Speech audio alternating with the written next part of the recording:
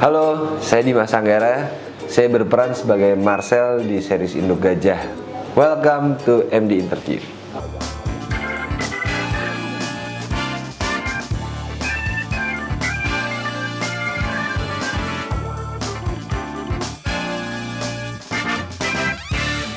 Ira, lo mendingan diem deh, Sel. Lo kan tadi minta gue ngomong. Salah di mana omongan gue? Ceweknya lemot dan cowoknya kurik. Gue pikir lo beda, Sel. Pertanyaan pertama, ceritakan awal mula bergabung dengan series Induk Gajah. Awal mula sih cuma coba-coba ya, tapi lama-lama ketagihan. Gak ada hujan. Ya awalnya saya dapat panggilan untuk join di series Induk Gajah ini. Terus pertama kali saya tahu itu penulis dan juga direkturnya itu Bapak Aco. Jadi Mbak Aco yang menulis dan didirect langsung oleh beliau. Lalu begitu saya tahu itu Aco, saya langsung oke, boleh baca nggak sinopsisnya atau gimana enaknya. Kira saya bertemu langsung dengan beliau. Aco menceritakan garis besar ceritanya seperti apa. Dan saya tertarik karena cerita ini pertama lucu, didirect sama Aconya. Karena saya juga udah lama gak ketemu sama Aco. Syutingnya menarik. Itu. Oke. Yang kedua, bagaimana rasanya disutradari oleh Aco? Enak, suka. Selain karena Aco teman saya juga, dia juga menceritakan detail dari segi karakter dan juga penggarapannya, emosinya dijaga juga sama beliau. Saya suka. Yang ketiga, bagaimana Dimas mendalami karakter Marcel? Ya pasti sih banyak diskusi juga sama Aco ya.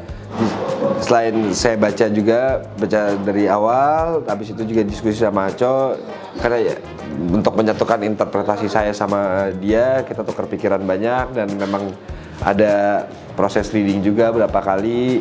Jadi selama proses reading itu pun juga kita sama-sama menggarap seberapa jauh, seberapa luas ya, karakter ini bisa kita kembangkan, seberapa pakemnya kita pastikan gitu.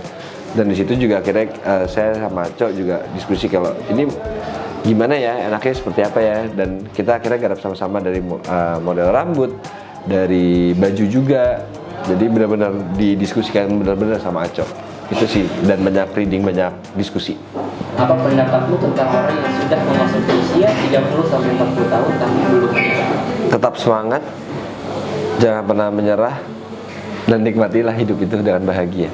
Yang kelima, apa sih hal di diri karakter kamu yang berbanding terbalik dengan dirimu yang asli? Yang membedakan pertama adalah agama, beda. Di sini Marcel itu sebagai orang Kristen, saya Muslim. Terus yang kedua, Marcel itu dia dia bisa dibilang sebenarnya visioner, tapi pelin-pelan. Kalau saya saklek, asik, enggak juga sih. Itu mungkin kayak sama ya. Ketawa lagi lur. Apalagi yang beda? Yang beda mungkin Marcel lebih stylish dibandingin saya. Yang keenam, bagaimana membangun chemistry dengan Marsyanda dan Mika? Yang pasti sih lebih mengenal secara pribadi satu sama lainnya. Itu lebih dari kayak kita banyak ngobrol, kita banyak mengenal Marsyanda dan Mika di luar dari karakter ini juga. Habis itu juga kita sama-sama reading, kita latih scene. Jadi ya chemistry itu akan terbentuk dengan sendiri ya kalau selama bonding kita as a personal kita bisa nyatu. Nomor 7, misalkan masih dalam keadaan single dan kamu dijodohkan oleh keluarga, apa yang akan kamu lakukan? Itu sulit juga ya pertanyaannya ya. Mungkin kalau misalkan dijodohkannya sama orang yang saya suka, kenapa enggak? Jadi kan nggak susah-susah ya. Tapi kalau dijodohkannya sama yang bukan tipe saya, baru deh mungkin kita ada pertimbangan gitu. Tapi kalau selama dijodohkan, pasti saya yakin orang tua udah memilih dan udah memikirkan bibit bobotnya dengan baik gitu. Pasti itu yang terbaik buat kita juga gitu. Tinggal kitanya sendiri yang akan cocok apa enggak dalam pasangan itu. Apa sih hal yang paling bisa membuat Dimas kagum kepada perempuan? Ya, first impression berarti ya maksudnya ya. Ya pasti sih fisik pasti ya. Fisik itu nggak bisa dibohongin. Kita pasti menilai orang pertama pasti dari penampilannya.